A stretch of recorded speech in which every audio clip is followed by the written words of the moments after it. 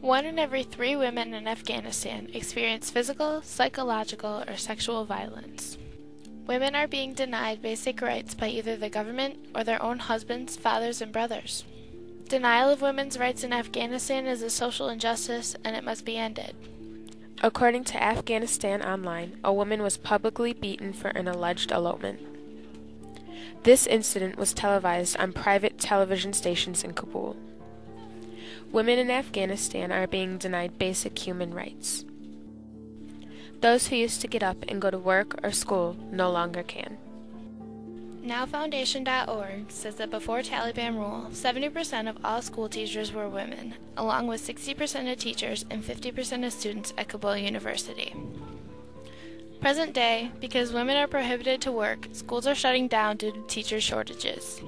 Because some women were the sole or main source of income, there have been devastating effects on tens of thousands of families.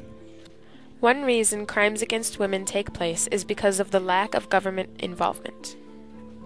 The men committing these crimes go unpunished.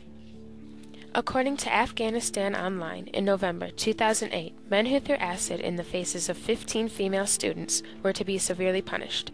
However, court officials were unaware of the case. Along with government uninvolvement, President of Afghanistan, Hamid Karzai, signed a rape legalizing law in early 2009. It was only amended after strong domestic and international pressures. Nargiz Chumakan, a senior at Encino High School in California, recalls her life in Afghanistan.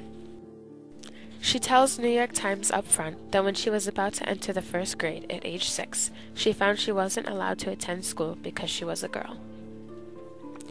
Her mother and oldest sister were forced to wear a head-to-toe covering called a burqa, and they weren't allowed to leave the house without a male chaperone. Even though her family came to America, she was still expected to carry out Afghan traditions. Her father set up an arranged marriage. She is still expected to wear a headscarf called a chador, and her parents find it strange for a girl to speak her mind. For families who remain in Afghanistan, the abuse is far worse. Another woman was beaten by her husband to the point of divorce, which is greatly frowned upon. When returning home, her parents beat her as well, causing her to flee to a women's shelter. This abuse started when Taliban came into power in 1996. Although the Taliban fell in 2001, denial of women's rights is still occurring. One way to stop this social injustice is to get the government involved. Women in Afghanistan need positions in government so they are assured that their rights are protected. Orzala Ashraf, a women's rights expert, says that violators have no fear of the law, prosecution, and a meaningful penalty. Therefore, government must start punishing crimes.